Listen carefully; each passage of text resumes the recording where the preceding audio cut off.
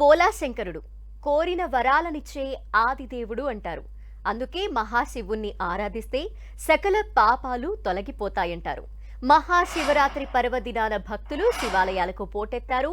ఇంతకీ శివరాత్రి విశిష్టత ఏంటి? శివలింగానికి అభిషేకం ఎందుకు చేస్తారు? మహాశివునికి ప్రీతికరమైనవి ఏంటి? ప్రముఖ ఆధ్యాత్మికవేత్త బంగారయ్య శర్మ టీవీలో ఉన్నారు. మనతో మాట్లాడడానికి ఆయనతో మాట్లాడదాం. నమస్తే అండి.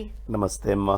శివరాత్రి శుభాకాంక్షలు. ముందుగా మీకు టీవీ ప్రేక్షకులందరికీ శివరాత్రి శుభాకాంక్షలు. శర్మ గారు, అంటే ఇలాంటి ఒక పండుగ రోజు మన శివుడి గురించి తలుచుకుంటూ చాలా విషయాలు మాట్లాడబోతున్నాం, తెలియచేయబోతున్నాం కూడా. మహాశివరాత్రి విశిష్టత గురించి మీ మాటలో ఒకసారి చెప్పండి. అంబోధర శ్యామల కుంతలాయై అతి ప్రవాసామ్ర జటాధరాయ గిరీశ్వరాయై నిఖిలేశ్వరాయ నమః శివాయై చ నమః శివాయ. పరమేశ్వరుణ్ణి తలుచుకుంటే చాలమ్మా, ఒళ్ళు గగురు పొడుస్తుంది, ఒక్కసారి రోమాంచితం అయిపోతుంది. ఆ శివయ్య ఎంత తలుచుకున్నా కూడా ఇంకా ఇంకా ఇంకా ఇంకా భక్తవ శంకరుడు, బోళాశంకరుడు అలా కంటి ముందు దర్శనమిస్తూ ఉంటాడు. ఈ శివరాత్రి అనేటటువంటిది సాధారణంగా శివశబ్దానికి ఎక్కడా వేదములో మహా అనే శబ్దం వాడబడలేదు. మహావిష్ణువు, మహాలక్ష్మి, మహాకాళి, మహాదుర్గా ఇట్లా ఉంది, కానీ మహాశివుడు అని వేదం చెప్పలేదు. కానీ ఈ రాత్రికి మహాశివరాత్రి అని పేరు. ఏమిటి మహాశివరాత్రి యొక్క ప్రత్యేకత? ఒక సందర్భంలో స్వామివారు అలా ఆనందంగా కూర్చొనున్నప్పుడు పార్వతి అమ్మవారు ఆయన్ని ఆట పట్టిద్దాము అని మెల్లిగా రెండు కళ్ళు ఇలా మూసింది. ఒక్క క్షణకాలం మూస్తే లోకాలన్నీ కూడా తల్లడిల్లిపోయినాయి. అప్పుడు ఆయనకి కోపం వచ్చి రెండు మాటలు గట్టిగా అనేటప్పటికీ ఆ తల్లి చాలా బాధపడి వెళ్ళి మళ్ళీ తపస్సు చేసింది. ఆ తపస్సుకు అనుగ్రహించినటువంటి స్వామి, నువ్వు కళ్ళు మూసినప్పుడు అంధకారం ఏదైతే ఉందో, ఈ అంధకారము ఎవరైనా జీవితంలో నుంచి పోగొట్టుకోవాలి అంటే నువ్వు ఎలా ఈ అంధకార సమయంలో పూజ చేశావో అలా రాత్రిపూట ఎవరు ఈ పరమేశ్వరుణ్ణి అర్చిస్తారో వాళ్ళందరూ కూడా అంధకారం నుంచి దూరం అవుతారు అనే విషయాన్ని ఆయన తెలియపరచడం జరిగింది. అందుకనే శివరాత్రికి ఇంత ప్రత్యేకత. ఇంకొక గొప్ప విషయం, బ్రహ్మ విష్ణు మహేశ్వరులు ముగ్గురు కూడా ఒక దగ్గర సంఘటితమైన మహత్తరమైన కథ ఇది. బ్రహ్మ విష్ణువు నువ్వు గొప్ప నేను గొప్ప అని ఒకళ్ళకొకళ్ళు గొప్పలు చెప్పుకుంటూ ఉన్నారు. సరే, ఈ భూమి లోపలికి వెళ్ళి ఇప్పుడు ఒక శివలింగం ఆవిర్భవం అయింది కదా, దీని యొక్క మూలం ఎక్కడుందో నేను చూస్తాను అని విష్ణుమూర్తి, దీని యొక్క అంతం ఎక్కడ ఉందో నేను చూస్తాను అని బ్రహ్మదేవుడు, ఇద్దరూ పైకి కిందకి వెళ్ళారు. అది ఎట్లాంటిదయ్యా? ఆ పాతాళ నభాంతర స్థలము. ఆ పాతాళము నుంచి నభము ఆకాశంలో చివరి దాకా నిండిపోయి మొత్తము భువన బ్రహ్మాండం ఆవిస్ఫురన్, బ్రహ్మాండమంతా నిండి ఉన్నటువంటి ఆ శివలింగాన్ని మనం చూడాలి అని ప్రయత్నం చేసి విష్ణుమూర్తి వల్ల కాక శ్వేతవరాహ రూపంలో వెళ్ళి వెతికి మళ్ళీ పైకి వచ్చారు. కానీ బ్రహ్మదేవుడు పైకి వెళ్ళి నేను చూడలేదు అంటే నేను ఎక్కడ తగ్గిపోతాను అని ఆయన ఒక ఆవుని, ఒక మొగలి పువ్వుని ఆయనకి సాక్ష్యంగా తెచ్చుకొని అబద్ధం చెప్తారు. ఆ అబద్ధం చెప్పినందుకు గానే బ్రహ్మదేవుడికి పూజలు భూమి మీద లేవు. సత్యము చెప్పాడు కాబట్టి ఈయన సత్యనారాయణుడై ఏ సత్కార్యక్రమం జరిగినా సత్యనారాయణుడిగా ఆయన పూజింపబడతాడు. కాబట్టి అలా బ్రహ్మాండమంతా ఉద్భవించిన శివలింగము ఈ మాఘ మాసములో కృష్ణపక్షములో రాత్రి 12ంటికి కలిగినటువంటి చతుర్దశి నాడు ఉద్భవించి లింగ పూజలని స్వామి అందుకున్నాడు. కాబట్టి దీన్ని మహాశివరాత్రి అని ఒకటి చెప్తారు. ఇంకో సందర్భంలో మొత్తము అంతా కూడా చీకటిమయంగా మారిపోయింది. బ్రహ్మాండం అంతా, జీవులందరూ కూడా మైనం మీద బంగారంలాగా అలా సృష్టిలో ఉన్నారు తప్ప వాళ్ళ వల్ల ప్రయోజనం లేకుండా పోయింది. అప్పుడు పార్వతీ అమ్మవారు పరమేశ్వరుణ్ణి గురించి అనుష్ఠానం చేస్తే ఆయన మళ్ళీ ధాత యథాపూర్వమకల్పయన్, బ్రహ్మదేవుడు యథాపూర్వంగా సృష్టి చేయడానికి అవసరమైనటువంటి సామాగ్రినంతా ఇచ్చాడు అని చెప్తారు. అందుకనే ఈ మహాశివరాత్రిని ఇంత విశేషంగా మనం చెప్పుకుంటాం. ఎవరు ఈ శివరాత్రి నాడు 4 జాములుగా లెక్క వేసుకొని ఆ పరమేశ్వరుణ్ణి అర్చిస్తారో వాళ్ళ జీవితములో అంధకారం లేకుండా పరమేశ్వర అనుగ్రహం జరుగుతుంది అని చెప్తారమ్మా. ఇది దీంట్లో ఉన్నటువంటి విశేషము, గొప్పతనం. శర్మ గారు, అంటే ఈరోజు అందరూ కూడా శివుని ఆలయాలకు వెళ్ళి లేదా ఇంట్లో కావచ్చు భక్తితో కొలుస్తారు, ఉపవాసాలు ఉంటారు, అలాగే జాగరణ చేస్తారు, అలా అభిషేకాలు కూడా చేయడం జరుగుతుంది. ఇవన్నీ కూడా ప్రతి ఒక్కరికి తెలిసిన విషయాలు. అవునమ్మా. తెలియని విషయాలు ఏంటి, ఇంకా ఏ విధంగా కొలవచ్చు, ఏమేం చేయాలంటారు? పరమేశ్వరుడికి షట్కాల పూజ అని, 6 కాలాల్లో పూజ చేయటము అనేది. అసలు ఇవాల్టి రోజున ఏ జ్యోతిర్లింగాన్ని కానీ, ఏ మహత్తరమైన పంచారామ క్షేత్రాల్లో ఉన్నటువంటి శివలింగాన్ని కానీ దర్శిస్తే చాలా విశేషం. లేకపోతే చిన్న మట్టితోటైనా సరే, మనకి భూమిలో దొరికే మట్టితోటైనా మనమే ఒక లింగ రూపాన్ని ఇచ్చి అభిషేకం చేసినా చాలా విశేషం. భక్తవ శంకరుడు, భోలాశంకరుడు ఈ షట్కాల పూజ 6 సార్లు చేయడం జరుగుతుంది. నైవేద్యం కూడా విశేషంగా పెట్టడం. కానీ ఈ శివరాత్రికి 4 సార్లు పూజ చేస్తే చాలా విశేషము అన్నారు.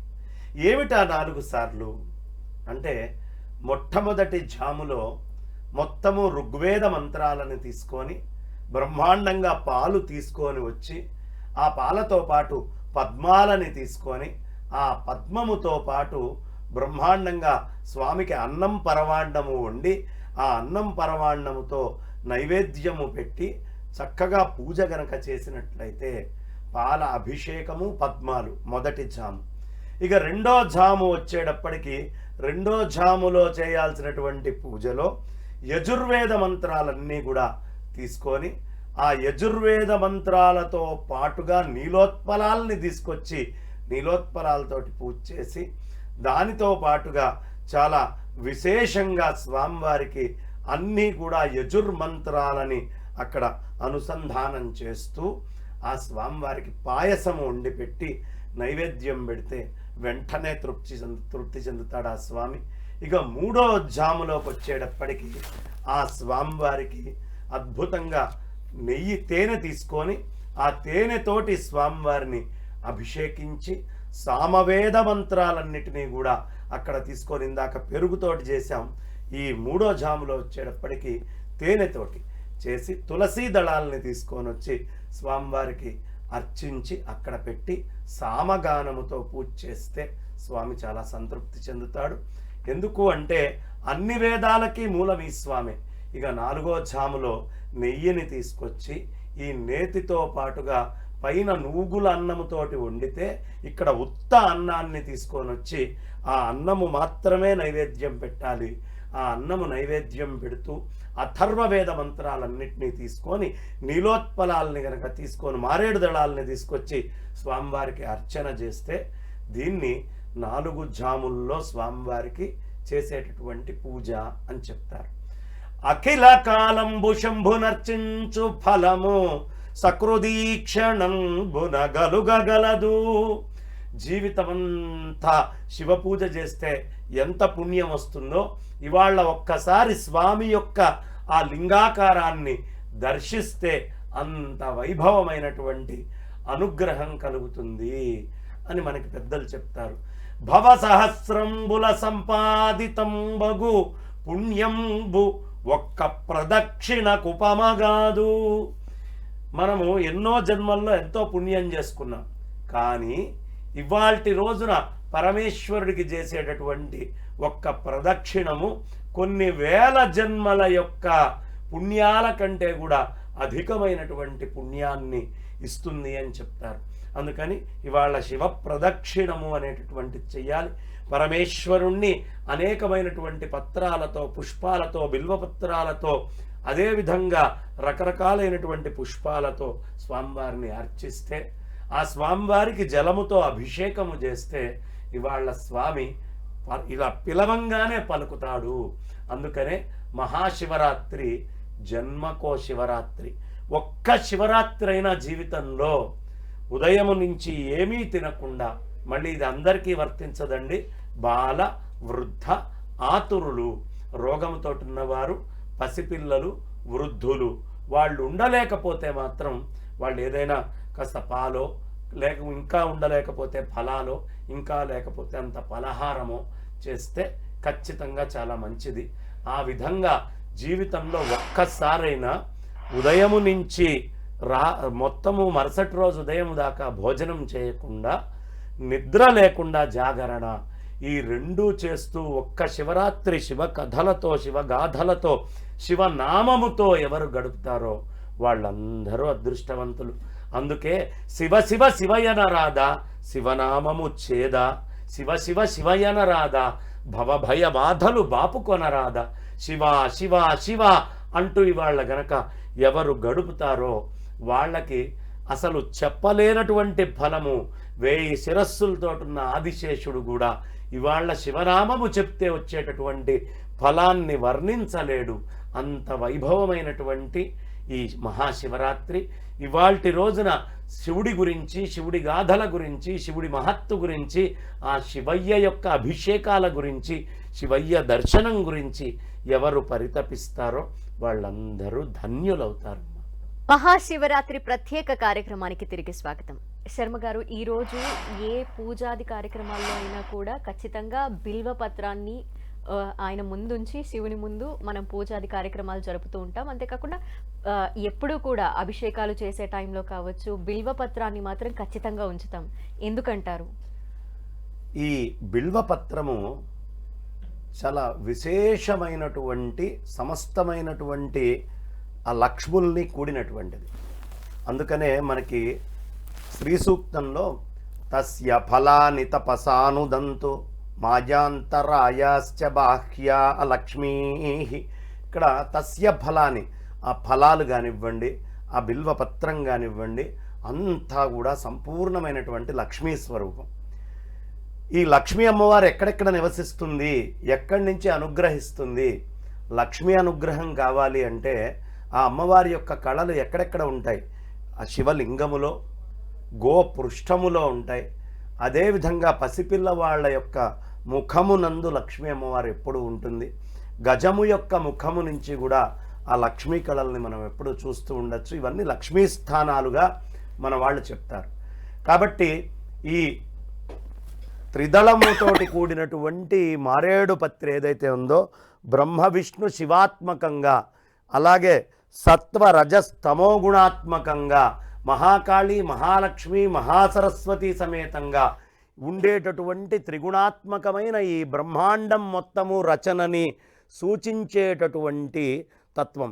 మూడుగా ఉన్నటువంటి ఈ తత్వాన్ని ఏకమైనటువంటి శివలింగమునందు ఎవడు అర్పిస్తాడో అంటే, ఎవడు వాడి స్థూల సూక్ష్మ కారణదేహాల్ని, ఎవడు వాడి లోపల ఉండేటటువంటి సత్వ రజస్తమో గుణాలని, ఎవడు వాడి యందు త్రిగుణంగా ఉన్నటువంటి మహాకాళి మహాలక్ష్మి మహాసరస్వతి యొక్క తత్వాన్ని తెలుసుకున్నటువంటి దాన్ని మొత్తాన్ని అంతటినీ తీసుకొని వెళ్ళి ఇడా పింగళ సుషుమ్న అనే రాజయోగ నాడుల్ని, వీటన్నిటికీ సంకేతంగా ఉండేటటువంటి ఈ బిల్వపత్రాన్ని, బ్రహ్మ విష్ణు శివాత్మకమైనటువంటి ఈ బిల్వపత్రాన్ని ఎవడు బ్రహ్మాండమంతా నిండి ఉన్న పరమాత్మ స్వరూపమైనటువంటి లింగరూపానికి తీసుకొని వెళ్ళి సమర్పిస్తాడో వాడు జీవన్ముక్తుడవుతాడు.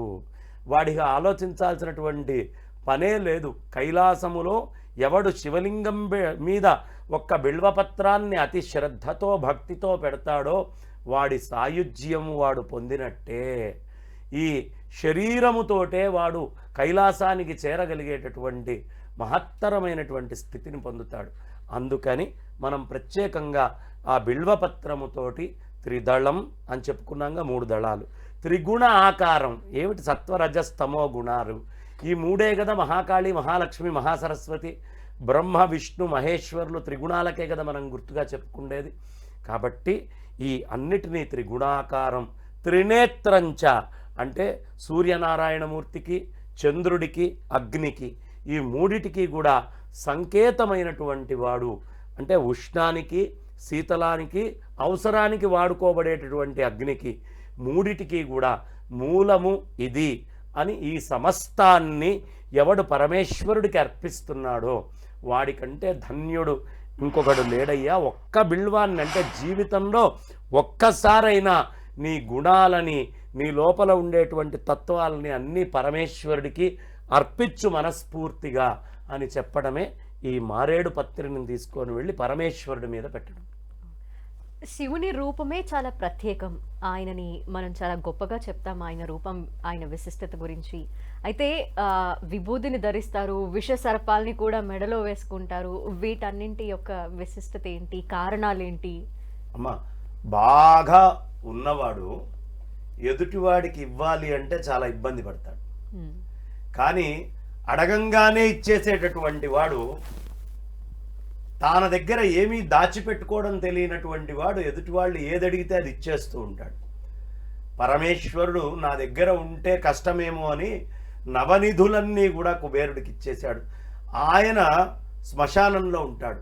ఆయన భక్తులందరూ పెద్ద పెద్ద హర్మ్యాలలో, బ్రహ్మాండమైనటువంటి ఇళ్లల్లో ఉంటూ ఉంటారు. ఆయన గజచర్మాలు ఇవన్నీ కట్టుకుంటాడు. ఆయన భక్తులు మాత్రం పట్టు బట్టల్ని కట్టుకొని ఉంటారు. ఆయన నాగాభరణాలని ధరిస్తాడు. ఆయన భక్తులు మాత్రం అద్భుతమైనటువంటి కనకమయమైనటువంటి నవరత్నమయమైనటువంటి ఆభరణాలని ధరిస్తూ ఉంటారు. ఆయన వాళ్ళకి ఇచ్చేస్తూ ఉంటాడు. అలాగే ఆయన భక్తులు అనేకమైనటువంటి చందనాదులు అన్నీ రాసుకుంటూ ఉంటారు. కానీ ఆయన భస్మాన్ని రాసుకుంటాడు. అరే నాయనా, భస్మము రాసుకోవడంలో ఉన్న మహాత్మ్యం ఏమిటి అంటే, ఇప్పటికీ మనం మహాకాళేశ్వరుడి దగ్గరికి వెళ్తే ఉదయాన్నే చితాభస్మ లేపో అంటాం. చితాభస్మాన్ని తీసుకొచ్చి ఆయన మీద లేపనం చేస్తారు.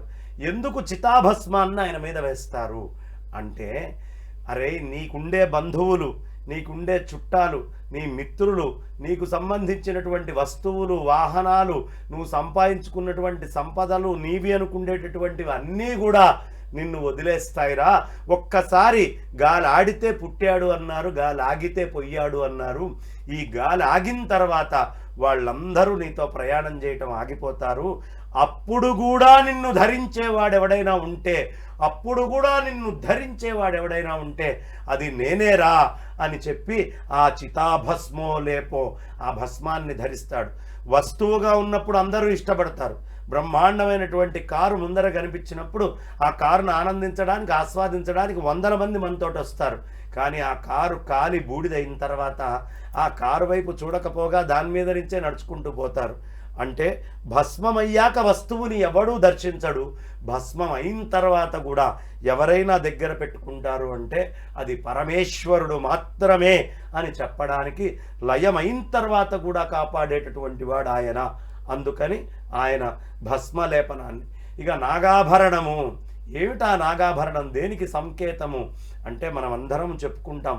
కర్పూర గౌరం కరుణావతారం సంసారసారం భుజగేంద్రహారం సదా వసంతం హృదయారవిందం భవం భవానీ సహితం నమామి. ఈ శ్లోకాన్ని మనం చెప్పుకుంటాం. ఇందులో కర్పూర గౌరం, ఆయన ఎలా ఉంటాడమ్మా? కర్పూర గౌరం, కర్పూర వర్ణమైనటువంటి తెలుపులో ఉంటాడు. ఏం చెప్తుంది కర్పూరం? నాయనా, నువ్వెంతో గొప్పగా ఉండొచ్చుగాక, కానీ నిర్గుణమైనటువంటి నన్ను నువ్వు దర్శించలేవు కాబట్టి కరుణాంతరంగుండైన నేను నీకు దర్శనం ఇవ్వడానికి కర్పూరంలాగా తెల్లగా కనిపిస్తున్నాను. నిరాకారాన్ని ఎవడు చూడగలడమ్మా? గాలిని, ఆకాశాన్ని చూడగలడా? అలాగే పరమాత్మని కూడా ఎవడు చూడలేడు. అలా చూడలేడు కాబట్టి కర్పూరంగా వచ్చి, ఎప్పుడు నీ లోపల జ్ఞానము అనే అగ్ని వస్తుందో, ఆ కర్పూరం అగ్నికి సంపర్కమైన తర్వాత ఎలా రూపం లేకుండా పోతుందో, నిన్ను కూడా నాలాగా నిర్గుణ నిరాకార స్వరూపుడిగా, నిన్న ఆత్మవస్తువుగా మారుస్తాను అని చెప్పడానికి కర్పూర గౌరం కరుణావతారం. చాలా కరుణే ఆయన అవతారం. ఆ కరుణ ఎంత కరుణయ్యా అంటే, ఈ సంసారం మొత్తములో అంతటా నిండి ఉంది ఆయనే. కానీ ఈ సంసారంలో అనుభూతులన్నీ మనకి ఇవ్వడం కోసము సారమయమై ఆయన లోపల కూర్చొని ఆ సారాన్ని, మనకు ఆనందాన్ని అంతటా నిండి ఉండి పంచభూతాత్మకుడై అష్టమూర్తి స్వరూపుడైన ఆ స్వామి మనకు అందిస్తూ ఉన్నాడు. కాబట్టి కరుణావతారం సంసార సారం. ఏమిటి సంసార సారం అంటే విషం తాగాడు స్వామి. ఒక్కడే కాదు, పార్వతీ పరమేశ్వరుడు ఇద్దరూ కలిసి తాగారమ్మ. అందుకనే భాగవతంలో ఏమీ పార్వతి, ఈ విష్ణుమూర్తి దేవతలు అందరూ వచ్చి ఈ విషయాన్ని నన్ను స్వీకరించమంటున్నారు, ఏం చేయమంటావు?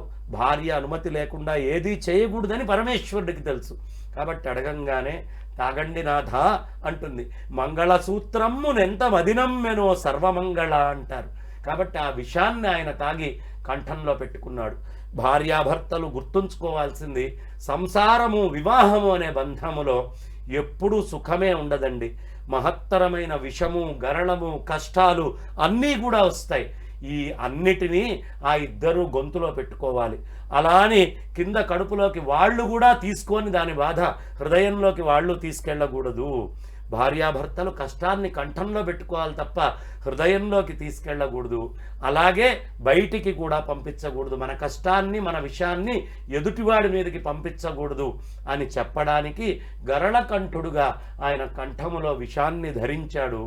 ఆ గుర్తుగానే భుజగేంద్రహారం. ఆ విషాన్ని కూడా ఒక హారంగా ధరించడం ఎలా, సంసారాన్ని జాగ్రత్తగా నెట్టుకొని వెళ్ళటం ఎలా అని చూపించడానికే ఆయన భుజగేంద్రహారం. అంటే కష్టాలని కూడా అలంకారంగా ఎలా చూపించాలో నేర్చుకోండి సంసారంలో. ఇదే సంసార సారం. ఎప్పుడు కరుణావతారం అయి ఉండాలి.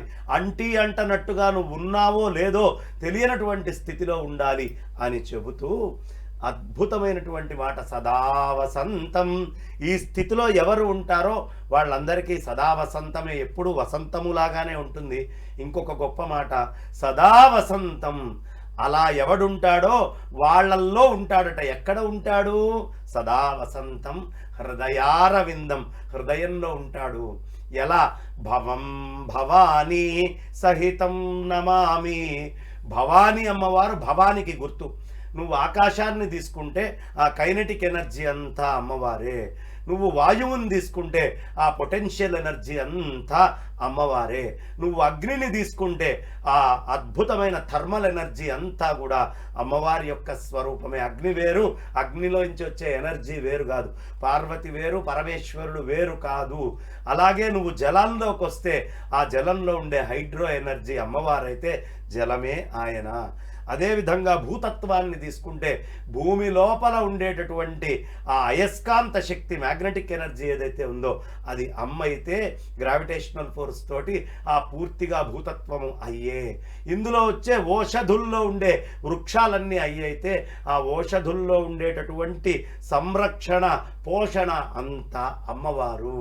అందుకని పూర్తిగా ఈ జీవానికి సంబంధించిన ఈ స్వరూపాలన్నిటినీ కూడా తీసుకొని అక్కడ కరుణావతారం, ఆ భవం భవానీ సమేతం, ఆ భవములో ఉన్నటువంటి భవానీ అయిన శక్తి సమేతుడై హృదయములో ఆ స్వామిని ఎప్పుడూ పెట్టుకో, నీకు ప్రపంచమంతా శివమయంగా దర్శనమిస్తుంది అని చెప్పడానికి ఆయన ఈ విధమైనటువంటి రూపము, ఆ భుజగాన్ని ధరించడం కానీ ఆ అద్భుతమైనటువంటి స్వామి రూపాన్ని ఎంత తలుచుకున్నా రెండు కళ్ళు, మనస్సు ఏది కూడా సరిపోనంత ఆనందాన్ని ఇచ్చేటటువంటి తండ్రి ఆ తండ్రి. అందుకనే అంత ప్రత్యేకంగా స్వామివారు అందరికీ పంచభక్ష పరవాణాలు ఇస్తారు, తాను మాత్రం కపాళంలో భిక్షాటన చేస్తూ ఉంటాడు ఆ స్వామి. ఆయన భక్తులకి ఏం కావాలంటే అది ఇచ్చి అంతటినీ త్యాగం చేయగలిగినటువంటి మహానుభావుడు కాబట్టే పరమేశ్వరుణ్ణి భక్తవ శంకరుడు, భోలా శంకరుడు అంటారమ్మా.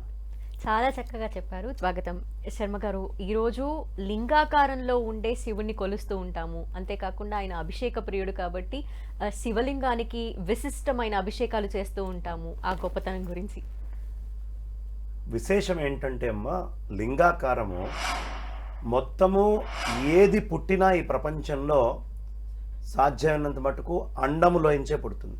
మనం కడుపులో ఉన్న అండాకారంలోనే ఉంటాం, లేదు గుడ్లల్లోంచి, గుడ్లు అండాకారమే.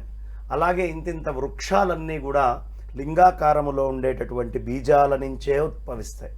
కాబట్టి పరమేశ్వరుడు సమస్తమైనటువంటి సృష్టి మీకు దర్శనమవుతోంది అంటే ఆయన నుంచే ఇవన్నీ కనిపిస్తున్నాయి అని చెప్పడానికి లింగాకారంలో పూజ చేస్తాం.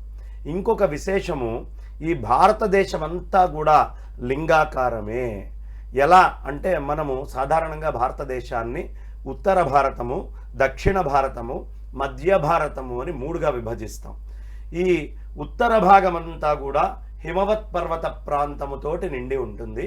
మధ్య భాగం అంతా కూడా మధ్యప్రదేశ్ నుంచి అదంతా కూడా పైది లింగమైతే, మధ్యలో పానువట్టమైతే, పీఠ భాగము దక్షిణ భారతదేశము అని 3గా చెప్తారు.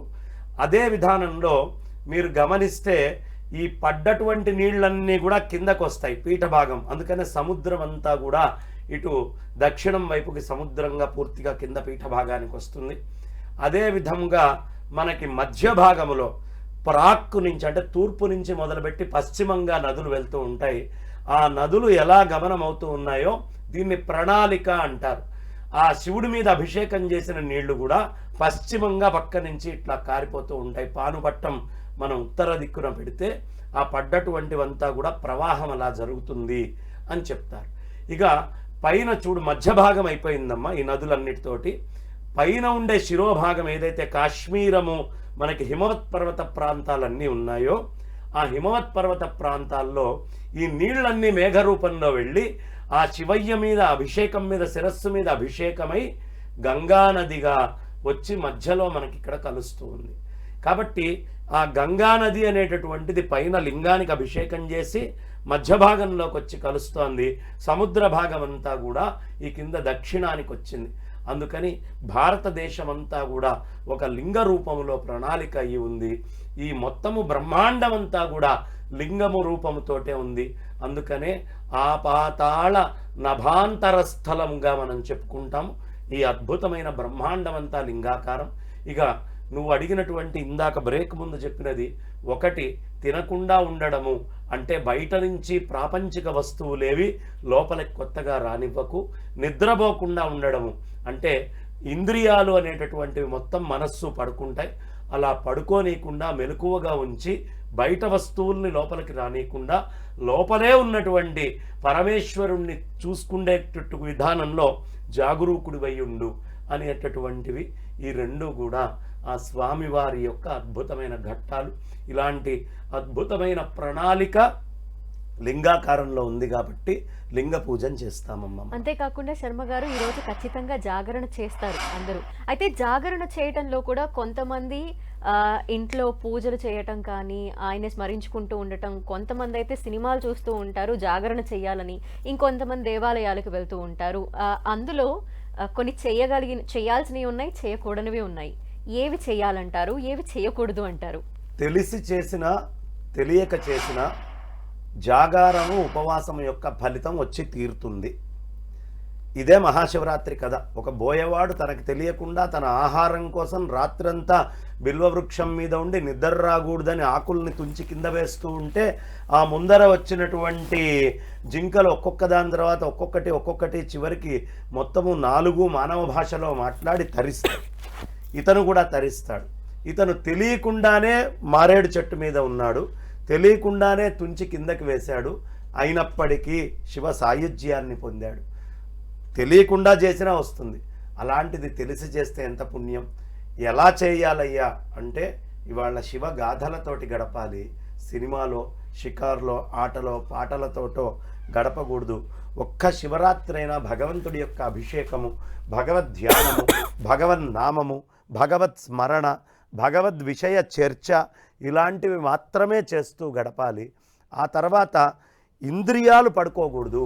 అంటే మీరు మెలకువతోటి ఉండి పేకాడుతారు, మెలకువతోటి ఉండి వేరే ఆటలు ఆడతారు, టీవీలు చూస్తారు. ఈ ఇంద్రియాలన్నీ నిద్రపోతున్నట్టే, ఈ జీవుడు రోజూ చేసే పని చేసినట్టే. అలా కాదు, ఈ ఇంద్రియాలని వాళ్ళ పరమేశ్వరుడి వైపు తిప్పాలి. అదే జాగరణ. కామం క్రోధశ్చ లోభశ్చ దేహే తిష్టంతి తస్కరాః జ్ఞానరత్నాపహారాయ తస్మాత్ జాగృత జాగృత. కామము, క్రోధము, లోభము నీలో దాక్కోనున్న దొంగలు, మెలకువతోటి ఉండి వాటిని నువ్వు దర్శించు అనే విషయాన్ని అక్కడ బోధ చేస్తూ ఉన్నారు. ఇంకొక గొప్ప విషయం ఏమిటయ్యా అంటే ఆహారం ఏమీ తినకుండా ఉండడము.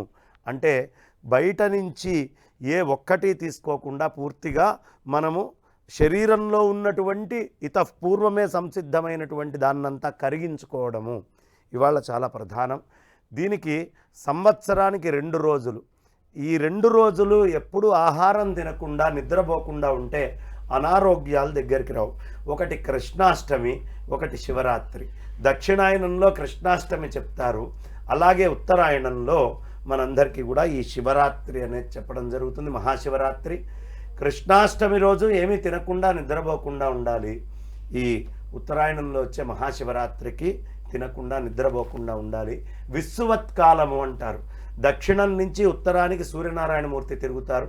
ఇందులో ప్రత్యేకత ఏమిటయ్యా అంటే ఆ పరమేశ్వరుణ్ణి 2 రూపాలుగా మనం కొలుస్తాం. ఒకటి సోమరూపంగా, 2 అగ్ని రూపముగా. అగ్ని రూపముగా ఈ రాత్రి ఆయన మొత్తం అగ్నుల్ని ఉద్భవించే సూర్యనారాయణమూర్తిగా కోటి సూర్య ప్రాభతోటి ఆయన కనిపిస్తారు. ఆ ప్రభతోటి కనిపించే ఆయనే కోటి చంద్రుల యొక్క చల్లదనాన్ని కూడా ఇచ్చేట్టుగా ఇవాళ వస్తాడు. కాబట్టి ఇవాళ చేసేటటువంటి పూజ ఒకటి ఆ చతుర్దశి అమావాస్య ఘడియలు సౌరశక్తి పూర్తిగా ఉంటుంది. చంద్రశీతలమైనటువంటి తత్వము అర్ధరాత్రి 12ంటికి ఉంటుంది. కాబట్టి ఈ రెండిటిని సమన్వయం చేసేట్టుగా ఆ స్వామివారికి మనం ప్రత్యేకంగా అభిషేకాదులు చేస్తాము. ఇది దీని యొక్క ప్రత్యేకత. ఈ 3 కాలాలని మనం ఎప్పుడూ మర్చిపోకుండా ఆ పరమాత్మని ప్రార్థన చేసుకుంటూ ఉండాలి. ఇదే ఈ విధమైనటువంటి అర్చన చేయటంలో ఎట్టి పరిస్థితుల్లో తాగుడు, మాంసాదులు లేదు ఇతరమైనటువంటి ఆహారాదులు ఈ ఒక్కరోజు ఏవీ తీసుకోకుండా పూర్తిగా శరీరాన్ని శుష్కింపజేసి తెల్లవారుజామునే స్నానం చేసి చక్కగా 12ంటికి రాత్రి ఉండేట్టు అసుర సంధ్య వేళలో కూడా, అంటే చాలా విశేషంగా మనము ప్రదోషకాలము అంటాం, ఆ ప్రదోషకాలంలో కూడా శివుడికి అర్చన చేస్తూ ఈ రోజంతా కూడా త్రిదళం త్రిగుణాకారం త్రినేత్రం చ త్రియాయుధం త్రిజన్మ పాప సంహారం ఏకబిల్వం శివార్పణం అని ఒక బిల్వాన్ని శివుడికి పెట్టి అన్ని నీళ్లు శివుడి మీద పోసి ఆ అగ్ని అదేవిధంగా సోమరూపాలతో ఉన్నటువంటి స్వామిని కొలవటమే ప్రధానమైనటువంటి ప్రణాళికగా ఇవాళ జీవించాలి. శర్మ గారు, ఈరోజు మహాశివరాత్రితో పాటు ఇంకొక స్పెషల్ కూడా ఉంది, విమెన్స్ డే. అవునమ్మా. శివ పార్వతులు, ఆయన అర్ధనారీశ్వరుడు, ఆమెకి గౌరవం ఇస్తూ పార్వతిని తనలో ఐక్యం చేసుకొని దేవుళ్ళ నుండి మనం నేర్చుకోవాలి అని చెప్పడానికి శివుడు పెద్ద ఎగ్జాంపుల్. సో మిగతా వాళ్ళందరూ ఇవాళ పాపం తెలియక 33% రిజర్వేషనే కావాలని కోరుకుంటున్నారు. ముందుగా మహిళలందరికీ కూడా మహిళా దినోత్సవ శుభాకాంక్షలు. శివరాత్రితోటి కలిసి రావటము ఎంత విశేషమంటే శివశక్త్యాయుక్తో యది భవతి శక్త ప్రభవితం. అంతటి శివుడైనా కూడా అమ్మవారు లేకపోతే జడమేనయ్యా, స్పందించడానికి కూడా శక్తి లేనివాడు అని ఆదిశంకర్లు చెప్తారు. శంకరాచార్యులు వారు మొట్టమొదట కైలాసానికి వెళ్ళారు. ఆదిశంకర భగవత్పాదాచార్యుల వారు నడుచుకుంటూ కైలాసానికి చేరారు. వెళ్ళి ఆ పరమేశ్వరుడి దగ్గర నుంచి పంచలింగాలని తీసుకొని వచ్చారు. తీసుకొని వచ్చిన తర్వాత ఆయనకి దాని నుంచి పెద్ద పూర్తి అయినటువంటి బలం కనిపిలా. ఏమిటా అని మళ్ళీ కైలాసానికి వెళ్ళి సౌందర్యలహరి అమ్మవారి దగ్గర నుంచి ఆ సౌందర్యలహరి తెస్తుంటే నందీశ్వరుడు అడ్డిపడితే 40% తీసుకొని వచ్చి ఇంకో 60% ఆయనే దాన్ని ఎరుకలోకి తెచ్చుకొని రాశారు. ఇది సౌందర్యలహరి యొక్క మహాత్మ్యం. ఆ సౌందర్యలహరి భూమి మీదకి తీసుకొని వచ్చి శివలింగాలతోటి ఎప్పుడు అనుష్ఠానం చేశారో భారతావని మొత్తము ఆధ్యాత్మిక మయంగా మారిపోయింది. అంటే శివుడు ఒక్కడే ఉండి శక్తి లేకపోతే ఏ విధమైనటువంటి ప్రయోజనము లేదు. శంకరాచార్యులు వారు స్పష్టంగా చెప్పారు, శివశక్త్యాయుక్తో యది భవతి శక్త ప్రభవితుం నచేదేవే దేవం నఖలు స్పందితుమపి. స్పందించడానికి కూడా శక్తి ఉండదట. ఎందుకు? అలా జడంగా పరబ్రహ్మ వస్తువుగా కూర్చొని ఉంటాడు. నీళ్లుండి నీళ్లల్లో శక్తి లేదనుకోమ్మ, దానివల్ల ప్రయోజనం ఏముంది? శక్తి కనిపిస్తేనే కదా ఆ నీళ్ల యొక్క గొప్పతనాన్ని మనం ఆస్వాదించేది. అలా ఆయన నుంచి ఇచ్ఛాశక్తి, క్రియాశక్తి, జ్ఞానశక్తులుగా అమ్మవారు 3 రూపాల్లో బయటికి ఆవిర్భవించి మనకు కనిపించింది. ఈ విధంగా అమ్మవారు అయ్యవారు ఈ ఇద్దరి దగ్గర నుంచి మనం నేర్చుకోవాల్సింది ఏమిటి అంటే వాగర్ధావివ సంపృక్తౌ వాగర్ధ ప్రతిపత్తయే జగత పితరౌ వందే పార్వతీ పరమేశ్వరం. ఇప్పుడు నా దగ్గర ఓ పుస్తకం ఉంది. ఆ పుస్తకములో వెనకాల ఉండే కాగితం మగవాడైతే ఆ కాగితం మీద ఉండేటటువంటి అక్షరాలన్నీ కూడా స్త్రీ. స్త్రీ ఎంత స్థాయిలో ఉండాలయ్యా సంసారంలో వివాహం అయిన తర్వాత అంటే, అక్షరాల్ని చదవడం మొదలుపెట్టినవాడు కాగితాన్ని గుర్తుంచుకుంటాడమ్మా. అలాగే ఎవరైనా ఇంటికి వచ్చినప్పుడు ఇంటి యజమానిని కూడా మర్చిపోయి ఇంట్లో ఉండేటటువంటి అతన్ని కూడా పక్కన పెట్టి ఆ ఇంట్లో సర్వస్వము తాను రచించినటువంటి అక్షరమే అనేంతగా భార్యాభర్తలిద్దరూ కూడా కలిసి ఉండాలి. సాధారణంగా అడుగుతూ ఉంటారు, భార్య మాట భర్త వింటే మంచిదా, భర్త మాట భార్య వింటే మంచిదా అని. ఈ అర్ధనారీశ్వర తత్వంలో ఇద్దరూ చెరిసగంగా ఉన్నారు. వాళ్ళు ఏం చెప్తున్నారయ్యా అంటే, భార్య మాట భర్త విన్నా పర్వాలేదు, భర్త మాట భార్య విన్నా పర్లేదు, మనకి ఇబ్బంది కలిగేటటువంటి మాటలు ఏవైనా ఎటొచ్చి ఊళ్ళో వాళ్ళు మన మాటలు వినకుండా ఉంటే మంచిది అని చెప్పేటటువంటి తత్వం. వాళ్ళిద్దరూ రెండైతే వాళ్ళ మాట బయటవాడు వినే అవకాశం ఉంటుంది. బయటవాడు ఏ ధర్మాన్ని వినాలో ఈ ఇద్దరు ఒకటైనప్పుడు మాత్రమే ధర్మాన్ని చెప్పగలరండి. ఈ భార్యాభర్తలు ఒకటి కాకుండా పిల్లలకు కానీ కుటుంబంలో కానీ బయట కానీ ఏదీ చెప్పలేరు. అర్ధనారీశ్వర తత్వం అదే. నువ్వెక్కువ నేనెక్కువ అని ఆలోచించద్దు. ఒక బండి నడవాలి అంటే రెండెడ్లు సమానంగా ఎలా లాగాలో ఇద్దరూ చెరిసగమై ఉండాలి అనే విషయాన్ని మనకి సూచించినటువంటి తండ్రి మహానుభావుడు. ఆ అర్ధనారీశ్వర తత్వంగా పార్వతీ పరమేశ్వరులే మనకి ఈ విషయాన్ని తెలియపరిచేవారు. అందుకనే వాళ్ళని ఆది దంపతులు. మొట్టమొదట వివాహ ప్రక్రియ ఎక్కడైనా మొదలైంది అంటే అది పార్వతీ పరమేశ్వరుల దగ్గరే. ఆ వివాహ ప్రక్రియ తంతు శాశ్వతంగా ఉండిపోయేట్టుగా ఉండాలి అని ఆ పరమేశ్వరుడే దాక్షాయణిగా అప్పుడు, అదే విధంగా మనం మాణిక్యాంబగా అప్పుడు, తర్వాత ఇంకొక రూపంలోనూ వివాహం చేసుకొని ఈ వివాహం అనేది ఎలాంటిది, ఎంత ఆదర్శప్రాయంగా ఉండాలి అనేది భారతదేశానికి ఇచ్చారు. స్త్రీకి సమున్నతమైనటువంటి గౌరవం ఏ ప్రదేశంలో, ఏ ప్రాంతంలో, ఏ దేశంలో ఇవ్వబడదో అది మొత్తము కూడా భూతాలతోటి తిరిగేటటువంటి ప్రదేశంగా మారుతుంది. ఎత్ర నార్యస్తు పూజ్యంతే తత్ర రమంతే దేవతాః. ఎక్కడ ఎక్కడ స్త్రీలు పూజింపబడతారో అక్కడ మాత్రమే దేవతలు నివసిస్తారు అని మనకి చెప్పబడ్డది. అలాగే స్త్రీ కూడా అంత గౌరవాన్ని కాపాడుకోవడానికి ఆ గౌరవానికి తగ్గటువంటి స్థాయిలో జీవించాలి. పురుషుడు అలా జీవించాలి. ఈ ఇద్దరూ కలిస్తే ఆ సంసారానికి అవసరమైనటువంటి నిజమైనటువంటి సారము వస్తుంది అని మన పూర్వీకులు పెద్దలు అందరూ కూడా తెలియపరిచారు. ఇది అర్ధనారీశ్వర తత్వంలో ఉన్నటువంటి వైభవము, మహత్తు, మాహాత్మ్యం.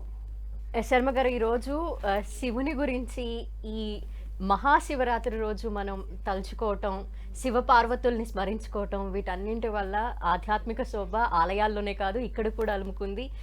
ధన్యవాదాలు, చాలా మంచి విషయాలు తెలియజేశారు అందరికీ కూడా. వాసుదేవ. ఇది వాటి మహాశివరాత్రి ప్రత్యేక కార్యక్రమం. చూస్తూనే ఉండండి 10 TV.